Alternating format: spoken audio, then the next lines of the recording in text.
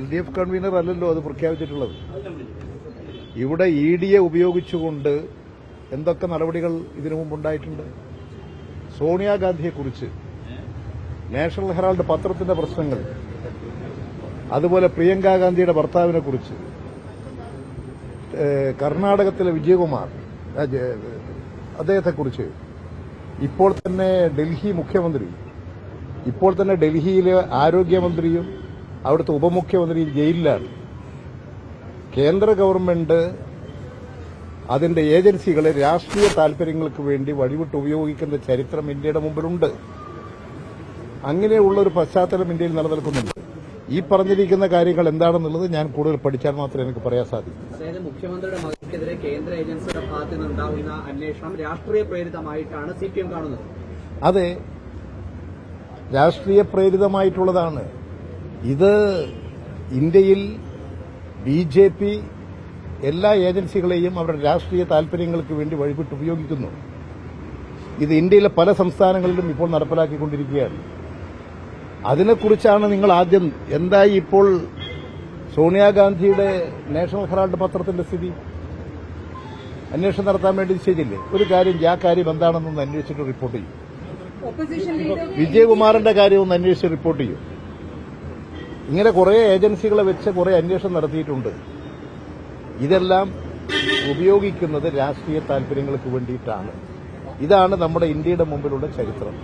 Opposition leader VD Satheesan പറഞ്ഞത് ഇതിലും BJPയും CPMഉം തമ്മിൽ ഒരു അണ്ടർസ്റ്റാൻഡിംഗ് ഉണ്ടാവുമോ?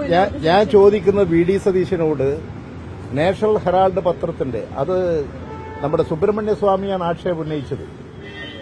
ആ ആക്ഷേപത്തിന്റെ മേലെയാണ് അന്വേഷണം. VD സതീശ എന്തായത്? സോണിയാഗാന്ധിക്ക് നേരെ അന്വേഷണം ഏതിന്റെ അടിസ്ഥാനത്തിലാണ്? കർണാടകത്തിലെ വിജയകുമാറിന് നേരെയുള്ള അന്വേഷണം ഏത് അടിസ്ഥാനത്തിലാണ്? ഒന്ന് അന്വേഷിച്ചിട്ട് പറയൂ.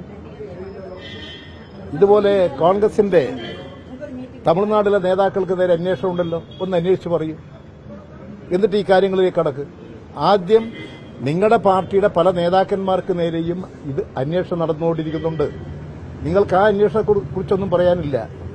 എന്താ സോണിയാഗാന്ധിയുടെ നേരെ ഉയർന്നിട്ടുള്ള ആക്ഷേപം സംബന്ധിച്ച അന്വേഷണത്തിന്റെ റിപ്പോർട്ട്? അതിപ്പോഴെവിടെ കിടക്കുന്നു? പ്രിയങ്കാ ഗാന്ധിയുടെ ഭർത്താവിന് നേരെ നടത്തിക്കൊണ്ടിരിക്കുന്ന അന്വേഷണത്തിന്റെ റിപ്പോർട്ട് എവിടെ കിടക്കുന്നു?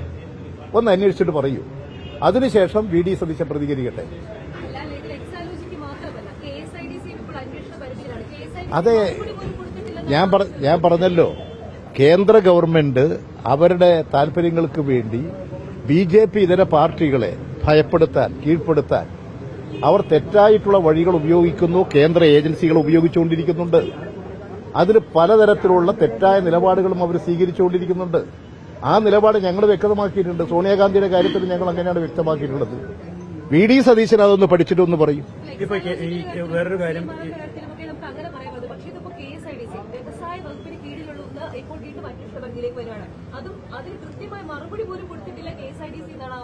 അത് KSIDCയോട് ചോദിച്ചാലേ പറയാൻ പറ്റൂ. ഞാൻ KSIDCന്റെ MD അല്ല. KSIDC ഒരു സ്ഥാപനമാണ്. ആ സ്ഥാപനത്തെക്കുറിച്ച് ഒരു ആക്ഷേപം വന്നാൽ അതിന്റെ MDയോട് ചോദിക്കൂ. അപ്പോഴവർ പറയും എന്തുകൊണ്ട് കൊടുത്തില്ല റിപ്ലൈ എന്നുള്ള കാര്യം. അതെങ്ങനെ ഞാൻ നിങ്ങളിപ്പോ ഒന്ന് ചോദിച്ചാൽ ഞാനെന്ത് മറുപടി പറയാൻ? വേറൊരു ചോദ്യം, ഈ പ്രതിപക്ഷ നേതാക്കളെ മുഖ്യമന്ത്രി ചർച്ചയ്ക്ക് വിളിച്ചിട്ടുണ്ട്. കേന്ദ്ര സർക്കാരിന്റെ കേരളത്തിലുള്ള സമീപനത്തിനെതിരെ പങ്കെടുക്കുമെന്ന് പ്രതീക്ഷിക്കുന്നുണ്ടോ?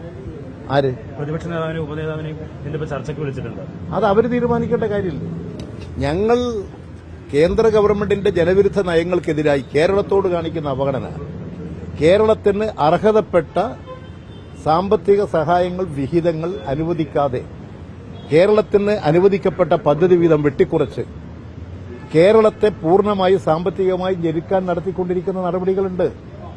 അതിനെതിരായി കേരളത്തിലെ ജനങ്ങളെ ആകെ അണിനിരത്താനാണ് ഞങ്ങൾ ആഗ്രഹിക്കുന്നത്. അതിന്റെ ഭാഗമായി ഞങ്ങൾ ആഗ്രഹിക്കുന്നത് കേരള താൽപര്യത്തിൽ തൽപരരായിട്ടുള്ള എല്ലാവരെയും ഒന്നിപ്പിച്ചുകൊണ്ട് ഒരു ശക്തമായ നീക്കം നടത്തണമെന്നാണ്. ഞങ്ങൾക്ക് കേരളത്തിൽ ജനങ്ങളോടാണ് പ്രതിബദ്ധത. ആ ജനകീയ താൽപര്യങ്ങൾ സംരക്ഷിക്കാൻ ഞങ്ങൾ എല്ലാവരുടെയും സഹകരണങ്ങളും സഹായങ്ങളും സ്വീകരിക്കുന്നുണ്ട്. അതിന്റെ ഭാഗമായിട്ട് സ്വാഭാവികമായി മുഖ്യമന്ത്രിക്ക് കേരളത്തിന്റെ താൽപര്യങ്ങൾ സംരക്ഷിക്കാൻ അങ്ങേയറ്റം പ്രതിജ്ഞാബദ്ധരായിട്ടുള്ള മുഖ്യമന്ത്രി അഭ്യർത്ഥിക്കുകയും കത്തെഴുതുകയും ചർച്ച ചെയ്യുകയും ചെയ്യുന്നത് തികച്ചും ഗുണകരമായിട്ടുള്ളൊരു കാര്യമാണ്.